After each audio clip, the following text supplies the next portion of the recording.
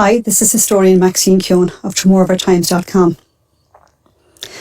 I'm standing in front of the obelisk in Christchurch on Church Road in Tramore. The obelisk was placed here to remember those who lost their lives on board the Seahorse in 1816, when 363 men, women and children perished in Tramore Bay. The men were soldiers of the 2nd 59th Regiment. They were returning to Ireland after the conflict of the Napoleonic Wars on the continent. They had returned to England in late 1815, and then in early 1816 they were returning to Ireland, where most of them were barracked in County Cork. However, as a tremendous storm rose, the captain decided to return to Waterford, trying to seek shelter along the bays of Tramore, Waterford Port. The mainmast had collapsed and fallen, and the first mate, John Sullivan, had died. It was almost impossible to seek shelter.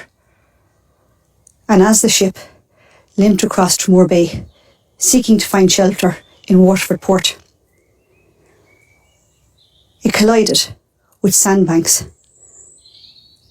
And as the tide itself was almost a mile out, and as the ship broke apart, possibly undermined, as it has been a merchant ship, not a naval ship, and broke apart with this tremendous loss of life.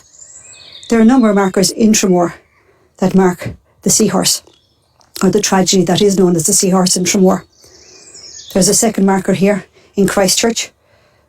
There's a third marker on the Doneraile, and then the fourth marker is the Seahorse commemoration cairn, which was put there 200 years later by the Seahorse Commemoration Committee in 2016. All the markers are well worth seeing, and it is a wonderful history to know. I'm here at the grave of Arthur Powell Hunt. Now, not many people are going to know who Arthur Powell Hunt is, but maybe, perhaps in Tramore, we should know more about this man. This man was responsible for saving as many lives as he could of those on board the Seahorse. In January 1816, the Seahorse, with his mast and sails lost, floundered in Tramore Bay. Arthur Powell Hunt, Thomas Kerwin, and my own ancestors, the Keowns, were primarily responsible for saving as many people as they possibly could. Thomas Kerwin is an interesting character also, but we never could find the descendants of Thomas Kerwin. Thomas Kerwin rescued 11 people by himself. A generation later, his own son, Patrick Kerwin, rescued a child of 6 years of age who had fallen into the river in Waterford from the quay. So obviously, rescue and hero work like this was obviously in their blood, and in the bloods of many of the men and women in Tramore. Now, Arthur Powell Hunt doesn't have any descendants left in Tramore, but for the Seahorse commemoration of 2016, we were able to get in contact with Chris Hunt, one of his descendants.